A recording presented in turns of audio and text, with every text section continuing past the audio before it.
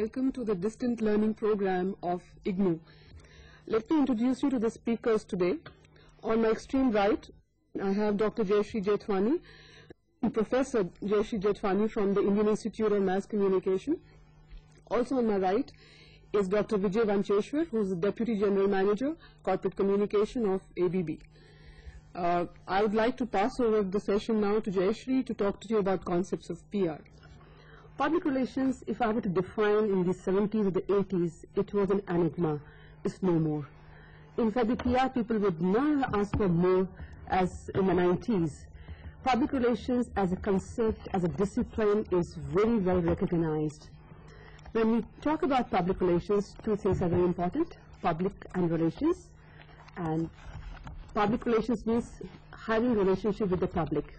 But in communication parlance, public relations is seen slightly differently. Public is not a faceless mass of people, 100 crore people, 50,000 people, or even 10,000 people. When we define public, what we have in view is the target audience who an organization is trying to reach out to. In fact, public relations as a discipline is not more than, say, about 70, 80-year-old. It started way back in the 20s in America. And many practitioners, many academics and analysts have given different definitions to public relations. Three things, to my mind, are common to all the definitions given as of now: publics, organizations, and management. In other words, you need to have the target audience are the people, and it is also reckoned as management function, and also you need organizations. When we talk about organizations, it is not the companies who produce, sell, or sell ideas or products. Organizations could be any company, any outfit. It could be a political organization, it could be government, it could be a neighborhood, anywhere. In fact, relationship with the people is as old as human civilization, right from nomadic days. But now it has really grown to be a very important management function. Jayashree, I have a question here. Yeah. There's been a lot of talk, of late about integrated communications. Yes. More and more people are talking about the fact as to how you can get advertising and PR to really work very effectively together. Yes. And it isn't really a conflicting role, but more of a supplementary role. Yes. Would you like to comment on this? Yes. I recall in the early 90s, a multinational called the Pierre Cardin Group.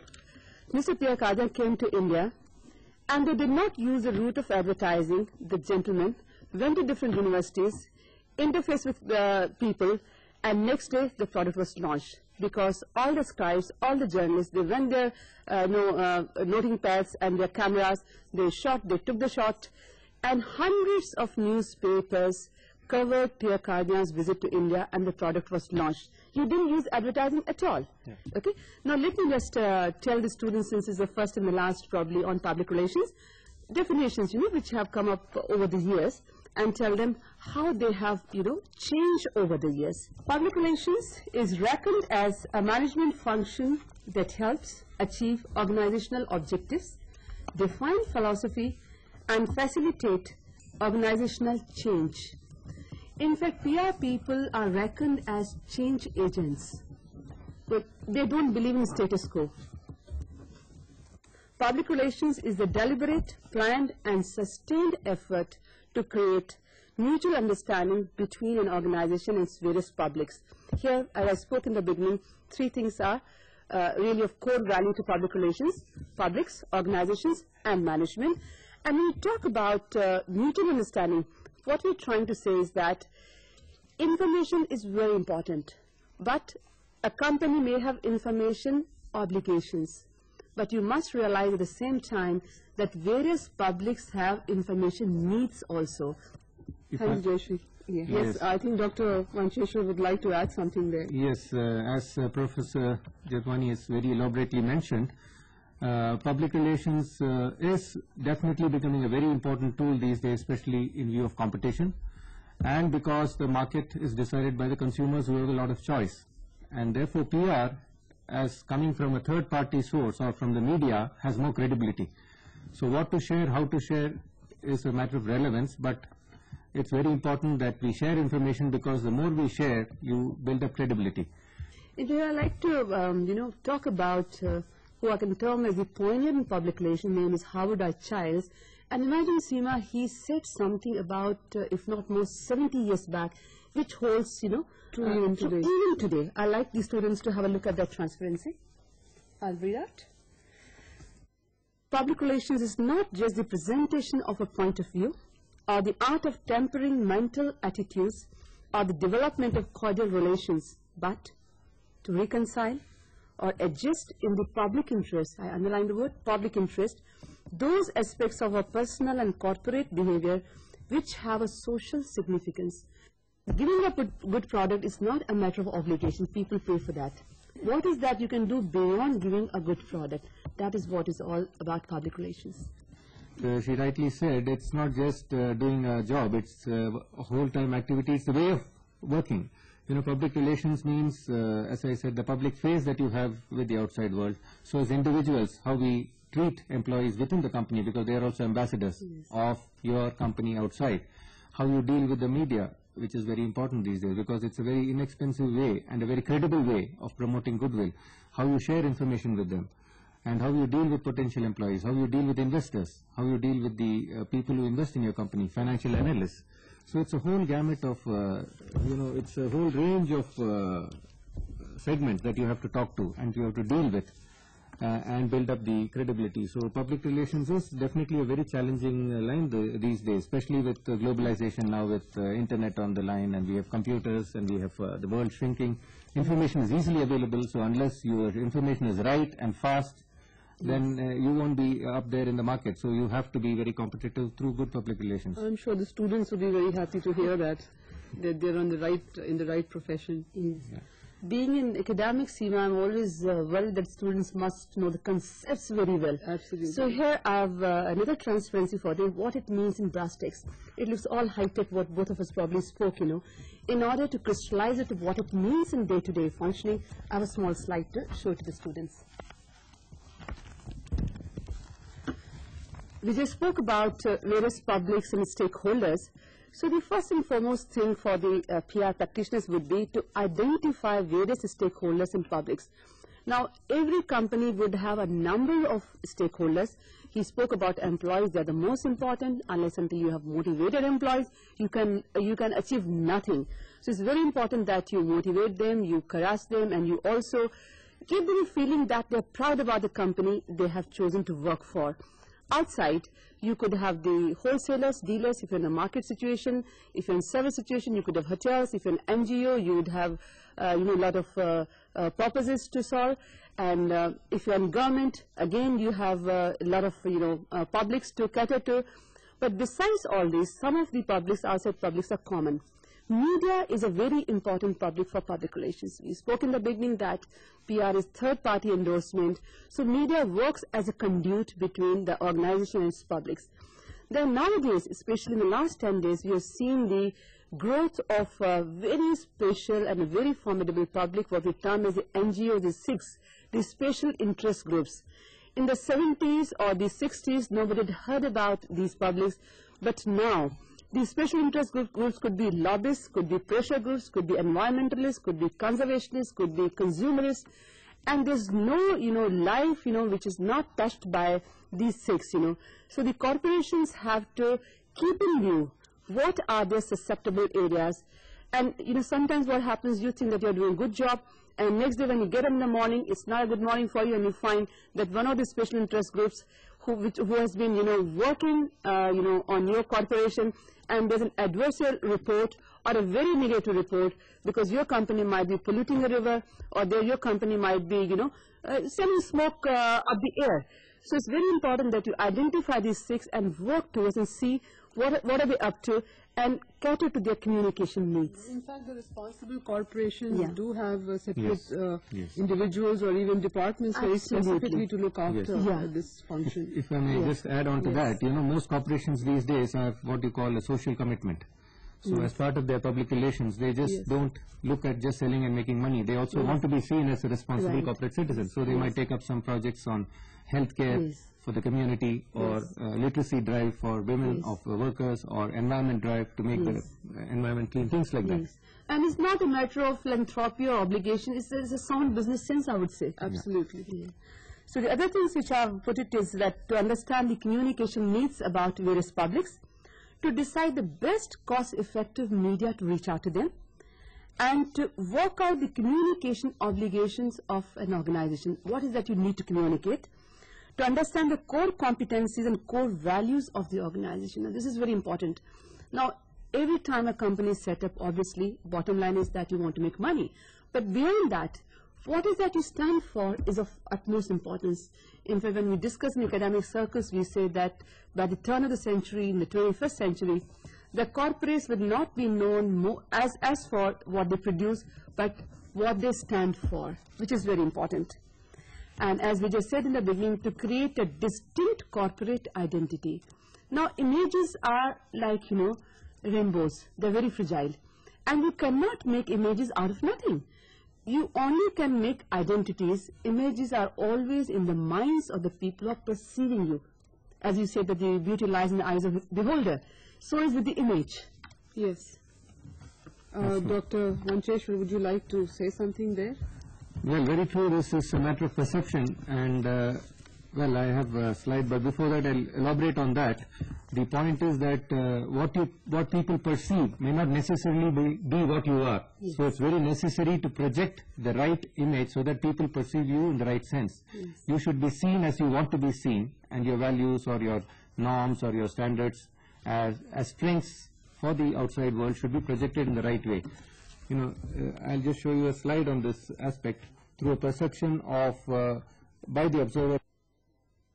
So if you do the right things, you create a corporate goodwill or the corporate plus point. Or if you, on the other hand, it's perceived negatively, it creates a corporate negative image. So the PR exercises always focus on doing the exercises which lead to corporate goodwill. A lot of organizations, in fact, do get into communication audits. Yes, they do that. To check whether the perception and the reality matches or not. Very true. And then they correct to go ahead for future course of action. Jayashree, you were mentioning earlier about media, and the film also touched upon the fact that for PR people it's very, very critical to understand the media. So, and why don't you talk a little about this? Sure. Yes, thanks, Seema, for that. And when you talk about media, it's not just important to know media demographics, but also to understand the mind of the media. Media are not mindless. They too have a certain agenda. And sometimes, when critics analyze media, the question is, should they have a mind of their own or not? But when you look at the media messages and dispatches, you find that media are also subjective. I'm not the one who's going to tell you media are objective. They have their own way of perceiving things. It's only necessary that the PR people must understand the media, the journalists who are covering them. And as Vijay said, that media relations is not a one-time affair, that, okay, there's a firefighting, there's a crisis, you get in touch with them. You have to build relationship over a period of time. And we must also understand that there's an interdependent role. Media need you as much as you need them. Now, if you just dissect a newspaper one daily, if you do this exercise, I'll invite students to do this exercise, you would find from page 1 to last, you'd find that more than 65 to 70% of the news is ascribed to a source. Now, what is that source? Source more often is public relations source, information source. So I can assure you, if PR people are not around, media will have a very bad job, very difficult job to cover their columns even. But then, sometimes, the lady in that film said they're either very good PR people or very bad PR people. What she meant was, the very good ones are the professional ones who understand media, who understand their job, and they're looked for by their management. The very bad ones are the name droppers who are good errand boys, and media do not take them seriously. They just dish out, press releases, and more often you find that in those media offices, they have those bins, dustbins. They're not small size, they're very big size. And if you visit a newspaper office, you find that at the end of the day, you find those bins full of, I call it unadulterated garbage. You find that this press release is dished out by the very bad, within quotes, public relations people.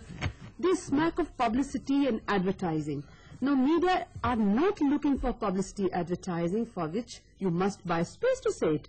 What they're looking for is that it should have a news value for their readers.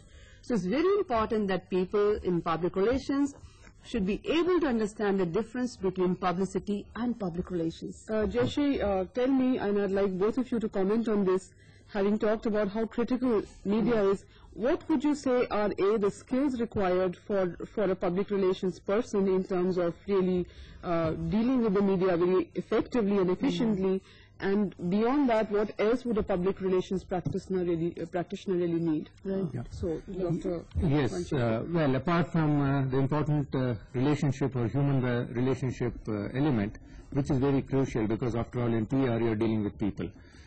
Some of the skills are, after all, the journalist is busy, he doesn't have enough time. You have to make his job or her job easy. And therefore, as she rightly said, as Professor Jethwani rightly said, the newsworthiness of what you write, so that it is put in a concise form and the whole news comes within the 1 or 2 paragraphs that you send. Here there is a simple skill that is a very age-old technique, the 5 W's, who, why, when, what, where. Whatever, it's called the inverted pyramid. Yeah. Wherein what happens is you identify who, why, when, where and what. Now these 5 elements, if you can address to and tackle it very precisely in the first 2, say, paragraphs, half of your battle is won. Yes. Now coming to the attributes of public relations people, now they're two-pronged. One is inborn or the traits which you can acquire. The others are inborn, the others are the acquired ones. Now, in order to be a successful PR person, you must have a good degree or a master's in humanities preferably. You could even be a science graduate, doesn't make a difference. But then you should have a good degree in mass communication, journalism, public relations or publicity. And I'm sure all of you are acquiring that, so that makes you a good public relations person. Now, whenever somebody asks me what is one single most attribute of a successful PR person, I always say sharp reflexes. What does that mean? Now, PR people, when they write, communicators have heavy responsibilities on their shoulder. If a doctor makes a mistake, only one life is lost. But if a communicator makes a mistake, the ramifications could be very formidable. So it's very important that a PR person or a journalist, for that matter, any communicator, should have the ability to think twice in the same time a normal person thinks once. What I mean is that what you are doing, you should be able to recap it, rethink it, and take a decision whether you should be saying it or not. Humility is another trait, because in public relations, you become very powerful because you can write well, you're a good communicator, you're a good personality, you speak well. That should not get into your head. That's very important. Humility is very important. And good health. Now you said, why on earth good health? Now PR job is very demanding. Anything which was asked for today was needed yesterday and not tomorrow. And sometimes you don't have the 10 to 5 job. And your mind is working all the time. So it's very important that you must have a good, robust health. Eat well, sleep well, and work well. Very well said, Dr. Vancheshwar. Well, yes, crisis communication is one of the most challenging tasks of a PR professional. It's something that you dread, but that's something which inevitably comes through in your career.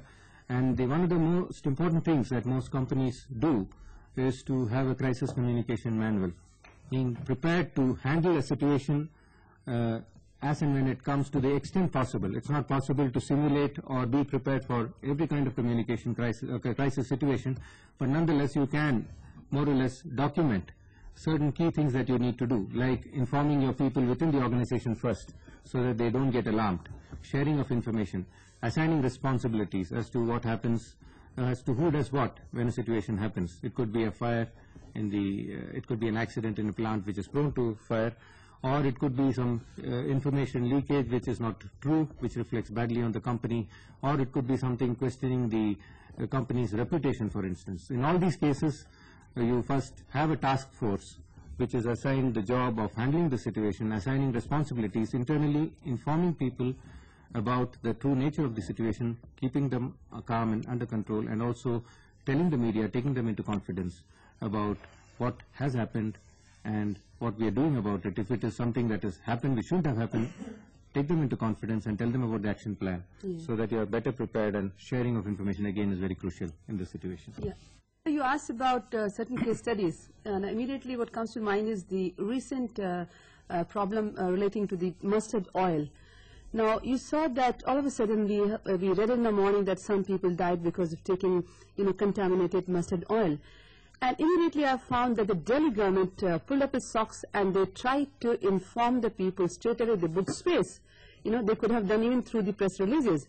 In crisis situation, it's very important, as Vijay said, to be firm, to be precise, and communicate with whatever media is available at your disposal, and be very simple in communication.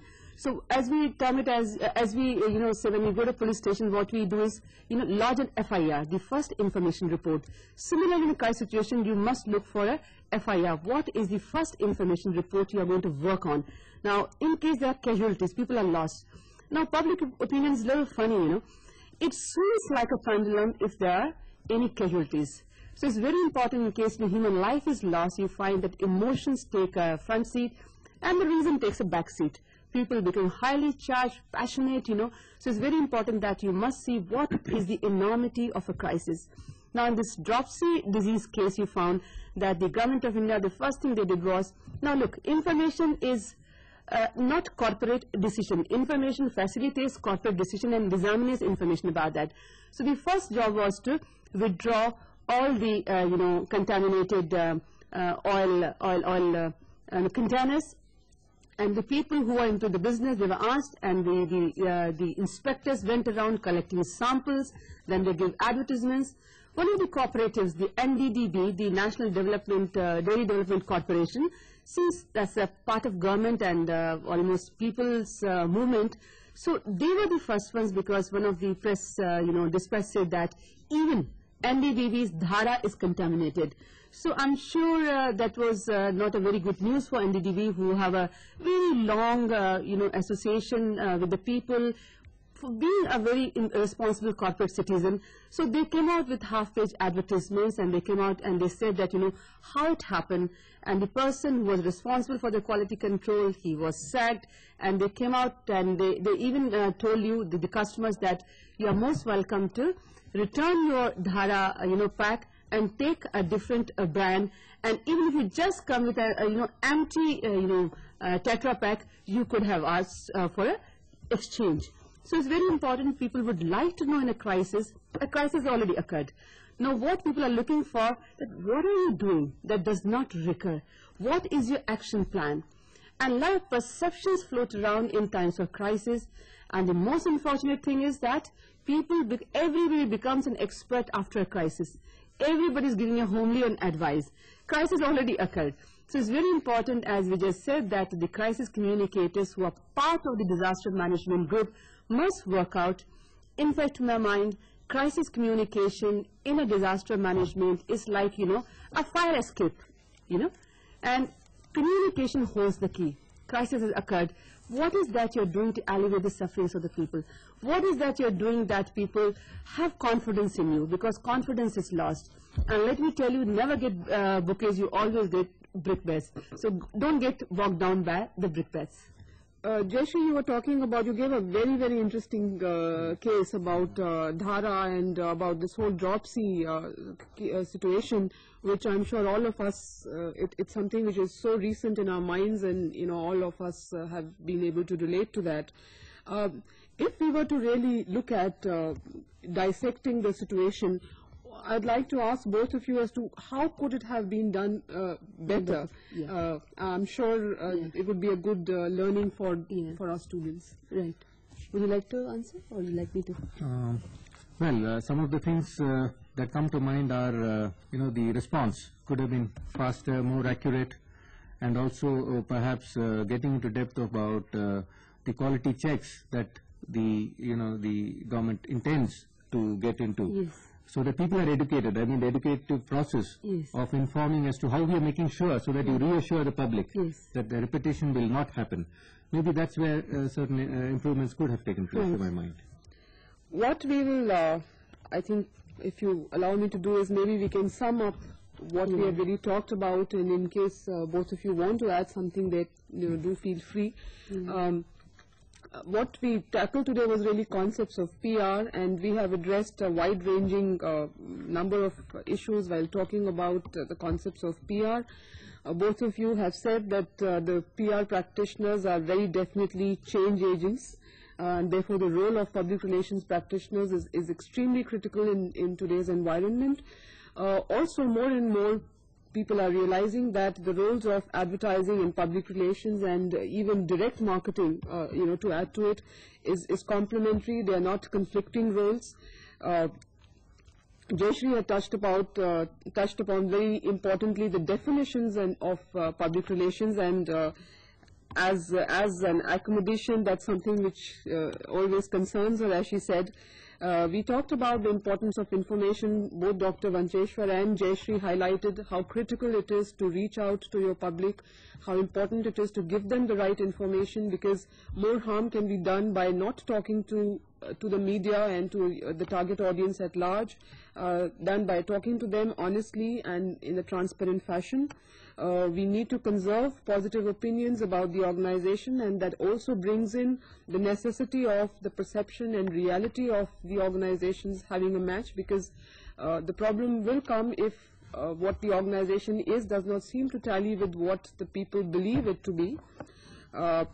We also talked about the skills that a public relations practitioner requires, and both the panelists here talked about the fact that we need sharp reflexes. It's a very, very critical part of being a successful public relations practitioner.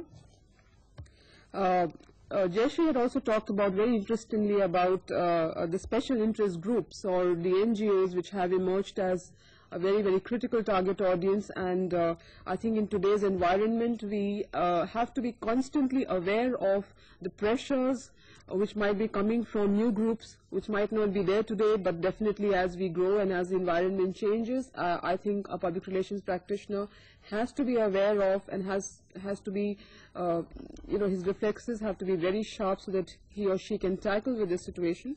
We also talked about crisis communications, and both in terms of real life issues. We talked about the recent dropsy crisis. That's right. I think it's quite comprehensive and well covered. Thank you very much, Dr. Vancheshwar. Thank you very much, Jayashree. I hope our students have enjoyed the session as much as all of us have here. Thank you.